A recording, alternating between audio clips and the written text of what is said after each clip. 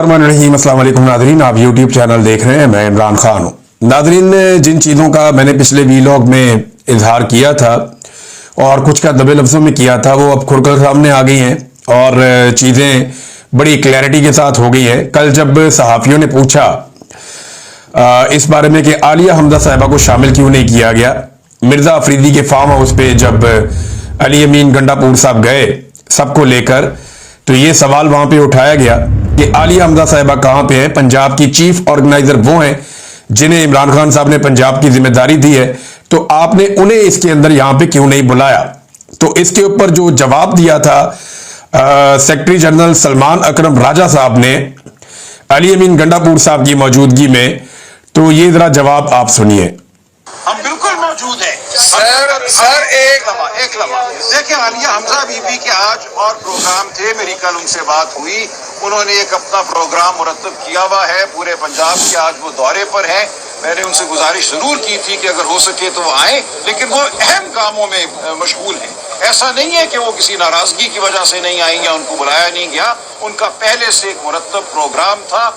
जी, आपने सुन लिया सलमान अकरम राजा साहब को। वो कह रहे हैं कि आलिया हमजा साहिबा को बुलवाया था, वो नहीं आई इसलिए कि उनके कोई और प्रोग्राम चल रहे हैं और वो उनके अंदर मशगूल हैं। अब आलिया हमजा साहिबा ने इसका जवाब दिया है और ये उनके ट्विटर हैंडल से ट्वीट आया है। आलिया हमजा साहिबा कहती है, वैसे तो मेरे तक पहुंचने वाली कुछ इत्तलात के मुताबिक मैं पिछले 2 दिन से बहुत मसरूफ थी, ऐसी मसरूफियात जिनका शायद मुझे भी इल्म नहीं था। क्या कोई रोशनी डालेगा? वज़ीर आज़म खान की रिहाई के लिए किस लाया अमल का कल या आज ऐलान हुआ है? तहरीक कहां से और कैसे चलेगी? 5 अगस्त के मुकाबले में 90 दिन का प्लान कहां से आया? अगर आप में से किसी की नजर से गुजरा हो तो मेरी भी रहनुमाई कर दें। फोकस और निशाना सिर्फ इमरान खान की रिहाई, नारा सिर्फ एक है, डट जाओ या हट जाओ। डट जाओ हुसैन के इनकार की तरह। अब आप गौर करें कि पंजाब की क़यादत को पता ही नहीं है और अली अमीन गंडापुर साहब चलते हैं वहां से, खैबर पख्तूनख्वा से, सबको लेकर। क्योंकि देखें, अली अमीन गंडापुर के पास इक्तदार है, वो एक सूबे के वज़ीर आला है। जब आपके पास इक्तदार होता है तो आपके पास इख्तियार भी होता है, सिक्योरिटी भी होती है, बहुत सारी सहूलियात होती हैं, तो आपके लिए आसान होता है लोगों को कंट्रोल करना।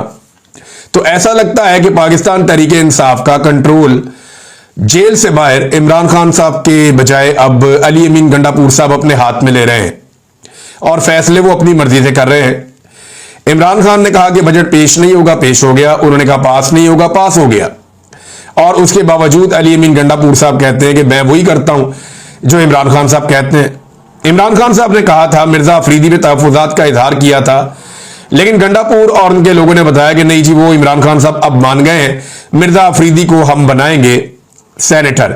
और अब वो सेनेटर बनाने के लिए जो कुछ भी वो कर सकते हैं, जहां जहां जोर लगा सकते हैं, वो बेचारे जोर लगा रहे हैं। आलिया हमजा साहिबा के बारे में ये जो दावा किया गया कल, सलमान अकरम राजा को झूठ बोलने की क्या जरूरत थी? देखिए ना, या तो यहां आलिया हमजा साहिबा झूठ बोल रही हैं या सलमान अकरम राजा साहब झूठ बोल रहे हैं। राजा साहब का कैरेक्टर वैसे बड़ा शानदार रहा है, लेकिन यहां राजा साहब ने यह गलती कैसे कर दी? क्या किसी और ने बात की या किसी और ने राजा साहब को गलत इंफॉर्मेशन दी? क्योंकि आलिया हमजा ने बोला नहीं है, लिख कर जवाब दिया है। और जब कोई लिखता है ना तो बड़ा मोहतात होकर लिखता है कि एक एक लफ्ज आपको नाप तोल कर लिखना पड़ता है, कल को आपको सामना करना पड़ता है। तो आलिया हमजा साहबा तो कह रही है कि मुझे इतला मिली है कि मैं ही मसरूफ हूं और मुझे उस मसरूफियत का इल्म ही नहीं है। अब सलमान अकरम राजा साहब कहते हैं आलिया हमजा मसरूफ है, आलिया हमजा कहती है जी मैं मसरूफ हूं, मुझे पता ही नहीं मैं मसरूफ हूं। और आलिया हमजा साहिबा को नहीं बुलाया गया, इस बारे में बहुत सारे लोगों ने सवालात उठाए और ये सवालात जब सामने आए तो इनका ये जवाब दिया गया। अब 90 दिन का जो अली अमीन गंडापुर साहब ने गेम कर दी है, एक्चुअली तो बहुत सारे लोग ये कह रहे हैं कि गंडापुर गेम कर गया। गंडापुर कैसे गेम कर गया? इमरान खान ने मोमेंटम बनाने का कहा था 5 अगस्त से पहले पहले, कि 5 अगस्त से पहले पहले जुलाई के महीने में मोमेंटम बनाओ और 5 अगस्त को हतमी तौर पे एक बड़ा एहतजाज खड़ा कर दो और जो भी करना है उसको 5 अगस्त तक के लिए तैयारी करो और 5 अगस्त को मुकम्मल करो एहतजाज को। इमरान खान साहब के दिमाग में यह था, उनकी बहनों के दिमाग में यह था, आलिया हमजा के और पाकिस्तान तहरीके इंसाफ के वर्कर्स के दिमाग में यह था। लेकिन ऐसे में अली अमीन गंडापुर साहब ने एस्टेब्लिशमेंट के लिए एक रास्ता निकाला और उन्होंने 90 दिन की ट्रक की बत्ती दी कि जनाब अब आप 90 दिन तक इंतजार करें, ये तो आने वाला 25 दिन में, 20 दिन में, यानी 20 दिन के बाद 5 अगस्त आ जाएगा, लगभग 20 दिन ही रह गए, 20-21 दिन। तो 5 अगस्त को 20-22 दिन के सारी डेडलाइन को खींच कर अली अमीन गंडापुर साहब ले गए 90 दिन तक। अब इससे ज्यादा सहूलत तो कोई एस्टेब्लिशमेंट को दे नहीं सकता, इससे ज्यादा सहूलत तो कोई फेडरल गवर्नमेंट को दे नहीं सकता जो अली अमीन गंडापुर साहब ने दी है। और आप ये देखें कि जो लोग पंजाब के अंदर एहतजाज करने के लिए निकले, लाहौर में थोड़े बहुत इधर उधर, उनमें से चंद को गिरफ्तार किया गया, लेकिन गंडापुर के काफिले को नहीं छेड़ा गया, इन्हें बिल्कुल परेशान नहीं किया गया। इनके लिए पूरा प्रोटोकॉल था कि ये जाएं मिर्जा अफरीदी के फार्म हाउस तक। ऐसा लगता है कि सारी इंतजामिया जानती थी कि ये लोग इस्लामाबाद से चलेंगे और मिर्जा अफरीदी के फार्म हाउस पे आएंगे। अब गंडापुर साहब ने जो गेम कर दी है 90 दिन की, इस गेम ने इमरान खान साहब के 5 अगस्त वाले बयानिए को पीछे फेंक दिया है। यानी सिंपल तो यही है ना, देखिए इमरान खान कह रहे हैं कि जी 5 अगस्त को निकलना है और 5 अगस्त को आपने फाइनल एहतजाज बड़े पैमाने पर जबरदस्त तरीके से आपने करना है, एक तहरीक खड़ी करो और मोमेंटम बनाओ 5 अगस्त तक के लिए, क्योंकि 2 साल मुकम्मल हो रहे हैं। एक सिंबॉलिक वैल्यू है बहुत बड़ी, सबसे मुश्किल जेल काटी हुई है इमरान खान ने। एस्टेब्लिशमेंट के साथ इमरान खान लड़ रहा है और एस्टेब्लिशमेंट के चहीते लोगों के पास, जो उनके पसंदीदा लोग हैं, उनके पास तहरीक के फैसले किए जा रहे हैं और जो इमरान खान साहब के चुने हुए लोग हैं उस सूबे से उन्हें शामिल ही नहीं किया जा रहा है। ना मजेदार बात, आपको बड़ा इंटरेस्टिंग लगेगा ये सारा कुछ। तो 90 दिन कहां से आए, ये आइडिया कहां से जनरेट हुआ? क्या पाकिस्तान तहरीके इंसाफ ने कहा? क्या तहरीके इंसाफ के एमएनएस ने कहा? क्या सेनेटर्स ने कहा? क्या पार्लिमानी कमेटी ने कहा? क्या किसी सियासी कमेटी ने यह फैसला किया कि 90 दिन तक इंतजार किया जाएगा इमरान खान साहब की रिहाई के लिए, अब तहरीक को लंबा खींचना है? 90 दिन के बाद, मैं आपको पहले बता रहा हूं, अली अमीन गंडापुर के बाद 10 और बहाने होंगे। वो ये कहेंगे फला बंदे ने ये स्टेटमेंट दिया और ये हरकत की जिसकी वजह से एस्टेब्लिशमेंट को गुस्सा आ गया, काम बन गया था, दोबारा इमरान खान जेल में। मैंने पिछले व्लॉग में आपको बताया, ये बात दोहराने की जरूरत नहीं है कि 90 दिन के बाद इनके पास 90 नए बहाने होंगे कि अगले 90 दिन या 6 महीने कैसे हासिल किए जाएं, और इसी तरह ये इमरान खान को जेल में रखने में कामयाब रहेंगे। तो आलिया हमजा साहिबा ने झूठा साबित किया, अली अमीन गंडापुर, सलमान अकरम राजा और जो दीगर लोग वहां पे मौजूद थे, उन्होंने जो दावा किया आलिया हमजा के हवाले से, उन्होंने झूठा साबित किया या करार दिया। अब गंडापुर साहब फंस गए लाहौर आके। इनसे कुछ सहाफियों ने सवालात किए, जिनमें खास तौर पे अनस गोंदल साहब ने बड़े सख्त सवालात किए और हमारे एक हमजा भट्टी साहब हैं, उन्होंने भी बड़े सख्त सवालात किए और जायज सवालात हैं। यानी अनस गोंदल साहब ने पूछा कि गंडापुर साहब आप दोबारा कारकुनों को छोड़कर भाग तो नहीं जाएंगे अगर कारकुन आपके साथ आएंगे तो गंडापुर साहब ने वहां पे गलत बयानी कर दी कि डी चौक में खड़ा हुआ आखिरी आदमी मैं था। एक तो गंडापुर साहब, आप कभी भी आज तक डी चौक नहीं गए, ना आप डी चौक गए अक्टूबर में, ना आप डी चौक गए नवंबर में, आप कभी भी डी चौक तक पहुंचे नहीं। आप डी चौक से बहुत दूर थे। कारकुन डी चौक में पहुंचे, दोपहर को पहुंचे, आप रात तक डी चौक नहीं पहुंचे, बल्कि आप गाड़ियां खड़ी करके बहुत दूर इस्लामाबाद की एंट्री पे काफिला रोककर वहां पे मौजूद रहे। आप डी चौक तक नहीं पहुंचे, नंबर 1। नंबर 2, जब आप डी चौक से जा रहे थे तो लोग आपकी गाड़ियों को मार रहे थे और लोग नारे लगा रहे थे कि ये हमें छोड़कर क्यों भाग रहा है, ये हमें छोड़कर क्यों जा रहा है। इसकी वीडियोस मौजूद हैं और बड़ी वायलेंट वीडियोस मौजूद हैं कि लोग गालियां दे रहे हैं, पीछे भाग रहे हैं, गाड़ियों को मार रहे हैं कि क्यों हमें छोड़कर तुम भाग रहे हो। आपके जाने के बाद वहां लोगों ने वीडियोस बनाई है कि गंडापुर हमें छोड़कर भाग गया। वीडियोस मौजूद हैं, आप सोशल मीडिया पे निकाल कर देख लें।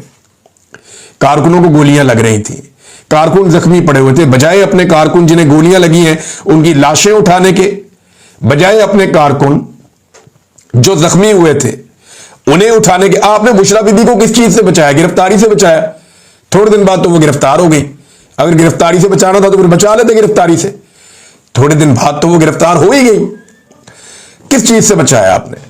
गंडापुर साहब आप वहां से भागे थे, ये सब जानते हैं। अब ये सवाल जब अनस ने किया तो बजाय इसका जवाब देने के, इसका सामना करने के, अनस गोंदल पे चढ़ाई कर दी। उसे कहना शुरू कर दिया तुम किसी के कहने पे सवाल कर रहे हो। ये वही अनस गोंदल है जिसने नून लीग से भी बड़े मुश्किल सवालात और सख्त सवालात किए। ये वही अनस गोंदल है जिसने आपकी जमात से और सारी जमातों से मुश्किल सवालात किए हैं। तो आज ये बुरा हो गया। जब ये उधर जाके सवाल करता है तो ये अच्छा होता है, जब इधर सवाल करता है तो बुरा हो जाता है। आप टारगेट करेंगे इसको। गंडापुर साहब ये ज्यादती है, आप सहाफियों को दीवार के साथ नहीं लगा सकते। हमजा भट्टी, इन्होंने पूछा मिर्जा अफरीदी के घर आप क्या लेने गए, वहां आप क्यों गए? जब आप इस्लामाबाद से चले और मिर्जा अफरीदी के घर आप गए, क्यों गए? भाई एक सवाल है सहाफी का, आप बता देते कि हम इसलिए गए कि वो हमारी पार्टी का बंदा है, या हमें बड़ा पसंद है, या उसके पास पैसे हैं, या उसका फार्म हाउस बड़ा है, या हमें वहां सिक्योरिटी मिल रही थी, या हम वहां पे ज्यादा मुतमईन थे, या वो ज्यादा पैसे खर्च कर रहा था। कोई एक बात तो आप कह देते ना। सहाफी ने आपसे सवाल किया कि आप मिर्जा अफरीदी के घर क्यों गए, यह सवाल पूछा था। उसका जवाब पता क्या दिया गंडापुर साहब ने? आप जबान चेक करें तो और हम आपके घर आ जाते। वैसे कितनी बेशर्मी और ढिठाई है कि एक वजीर आला के ओहदे के ऊपर बिठाया हुआ शख्स, जिससे ये तवक्को की जाती है कि वो अपनी जबान का सही इस्तेमाल करेगा, वो ऐसी घटिया और गंदी जुबान इस्तेमाल कर रहा है। इसका मतलब भी समझते हैं कि तुम्हारे घर आ जाते और हम। हद हो गई यार। वैसे इंसान को बोलने की तमीज होनी चाहिए। आप लाहौर में मेहमान आए और लाहौर के लोग आपसे जब सवाल कर रहे हैं, और सहाफी का काम है सवाल करना, आप चढ़ाई कर देते हैं सहाफियों के ऊपर, आप बदतमीजी शुरू कर देते हैं। यानी जो चीजें हम मरियम नवाज को करते हुए देख रहे थे, जो चीजें हम ये इनको करते हुए देख रहे थे दूसरी जमातों को, वही चीजें आप गंडापुर ने करना शुरू कर दी हैं। भैया आपके पास जवाब नहीं, आप नो कमेंट कह देंगे, आप कहेंगे मैंने प्रेस कॉन्फ्रेंस ही नहीं करनी। 90 दिन की कहानी दोबारा कौम को एक नई सुनाई गई है गंडापुर की जानिब से, और लोग ये कह रहे हैं कि गंडापुर गेम कर गया। एक और चीज नाजरीन मैं आपके सामने रखता हूं कि मिर्जा अफरीदी जो है, इसके बारे में सोशल मीडिया पे बड़ा सख्त रिएक्शन आ रहा है इस वक्त। एक तस्वीर गर्दिश कर रही है सोशल मीडिया पे जिसमें लगभग कोई 9-10 तस्वीरें हैं मिर्जा अफरीदी की। जिस वक्त इमरान खान साहब को जेल हो रही थी, इमरान खान साहब बड़ी तकलीफ में थे, पीटीआई को मार पड़ रही थी, उस वक्त मिर्जा अफरीदी कहां कहां घूम रहा था। ये उनके जनाब वर्ल्ड टूर टाइप की एक जबरदस्त किस्म की तस्वीरों की एक एल्बम है जो उनके अपने अकाउंट से शेयर की गई थी, और उस एल्बम को अब पाकिस्तान तहरीक इंसाफ के अकाउंट्स लगा रहे हैं कि हमारे मुश्किल वक्त में जब हम मारे खा रहे थे, जब हमारे लीडर पे टॉर्चर हो रहा था, जब हम सारे भागे हुए थे और तकालीफ में थे, उस वक्त मिर्जा अफरीदी अपनी लाइफ को एंजॉय कर रहा था। इसमें दिखाते हैं कि मिर्जा अफरीदी जो है ये बतौर डिप्टी चेयरमैन सेनेट चाइना के दौरे पर गए, और तारीख थी 30 मई 2023। अच्छा जी, ये 9 मई के बाद जब बड़ी मुश्किलात पैदा हुई पाकिस्तान तहरीक इंसाफ पर, क्रैकडाउन चल रहा था, ये चाइना के दौरे पर थे। फिर 7 अगस्त 2023 को ये एक और दौरा कर रहे थे गैर मुल्की, वो भी नजर आया। 10 अक्टूबर 2023 को एक और गैर मुल्की दौरा, वो भी नजर आया। फिर इसके बाद कुछ और मुल्कों में बड़े जबरदस्त कैप्शंस के साथ ये बता रहे हैं कौन सी जैकेट पहनी हुई है और किस तरीके से घूम रहे हैं ठंडे मुल्कों में। कमाल करते हैं। वैसे ये 7 जनवरी की एक और फुटेज है, फिर 2 जुलाई की एक और है, 19 जनवरी की एक और है। तो कमाल वैसे वर्ल्ड टूर किया है मिर्जा अफरीदी ने उस बीच में जब इमरान खान साहब जेल की यात्रा पे हैं। सारी पार्टी जो है वो डंडे सोटे खा रही है, इधर तहरीकें चल रही है, मिर्जा अफरीदी साहब वर्ल्ड टूर लगा रहे हैं, एंजॉय कर रहे हैं। और जैसे ही इलेक्शन का टाइम आया सेनेट का, तो जनाब अपने पैसे के बलबूते पर वो सेनेटर बनने के लिए मैदान में आ जाते हैं। पैसा बहुत ज्यादा है ना। और ये पाकिस्तान तहरीक इंसाफ में बात ज़बान ज़दे आम है, बहुत सारे लोग ये बात करते हैं और फैलाते हैं और ये बात कहते हैं कि मिर्जा अफरीदी ने कोई फंडिंग दी हुई है, और ये भी कहा जाता है कि ये शिबली फराज साहब की तरफ दी गई है और उनको हैंड ओवर की थी, और ये करोड़ों में पैसे, कोई 12 करोड़ कहता है, कोई 40 करोड़ कहता है। ये तो मिर्जा साहब ही कंफर्म कर सकते हैं कि उन्होंने कितना चंदा दिया है। और वो पैसा कहते हैं जी कि इमरान खान के केसों पे हमने खर्च किया है। गंडापुर साहब कहते हैं मैंने खर्च किया है, कुछ लोग कहते हैं मिर्जा अफरीदी ने दिया है, फैमिली कहती है जी हमने दिया है, वकील कहते हैं हमने लिया ही नहीं। तो ये एक अलग कहानी तो है। लेकिन मिर्जा अफरीदी साहब जब टूर फरमा रहे थे तो उस वक्त पीटीआई मुश्किलात में थी और आज पीटीआई के कारकुनों को इस बात पे गुस्सा है कि जनाब किसी शहीद को दे देते हैं, कि शहीद के भाई को, बाप को सेनेट का टिकट किसी और को दे देते, किसी जख्मी को दे देते, कुर्बानियां देने वाले किसी कारकुन को दे देते, मारे खाने वाले, जेलें काटने वाले किसी कारकुन को, किसी वर्कर को दे देते। जरूरी तो नहीं था कि एक सरमायाकार को देना है। और जिस तरह गंडापुर साहब इसके फार्म हाउस पे जो हाजिरी दी है गंडापुर साहब ने सारों को लेकर, तो इससे यह लगता है कि बेहतरीन एमपीएस जो है वो इनको फराम किए जा सकते हैं आने वाले दिनों में। अब प्रेशर बहुत ज्यादा है, मिर्जा को टिकट देना उतना आसान तो नहीं रहेगा, लेकिन हो सकता है कि मिर्जा को टिकट दे भी दिया जाए, क्योंकि मिर्जा की सिफारिश बड़ी तगड़ी है और कोशिश की जा रही है कि मिर्जा को ही टिकट मिले। नादरीन, ये जो एक चचा जिसने गालियां वालियां दी थी और बड़े सख्त अल्फाज बोले थे, जब वो बारिश के अंदर बेचारा ट्रेवल कर रहा था, बड़ी मुश्किल में था, तो उस वक्त जज्बात इंसान के कोई और होते हैं, तकलीफ में है ना, और वो अपनी तकलीफ के लिए हुक्मरानों को जिम्मेदार समझता है। फिर उसने वोट भी नहीं डाला, लाके उसके ऊपर हुक्मरान मुसल्लत कर दिए गए, तो उसने नाजेबा अल्फाज के अंदर बात की। अब इस आदमी को गिरफ्तार किया गया और इसका बयान जारी करवा दिया गया, और ये पंजाब की एक मरियम नवाज की चहीती खातून है, उन तक वो पहुंचा दिया गया और उन्होंने उसको पब्लिक कर दिया। सवाल यह पैदा होता है कि हाई कोर्ट के क्लियर ऑर्डर हैं कि किसी भी जेर हिरासत शख्स का बयान लेकर पब्लिक नहीं किया जाएगा। यानी आपने हथकड़ियों में डाल के किसी आदमी से आप कुछ भी कहलवा दें, अदालत की तरफ से इसकी ममानियत है और यह गैर कानूनी है, और यह गैर कानूनी हरकत पुलिस की जानिब से की गई है, इस पर तो इंक्वायरी होनी चाहिए।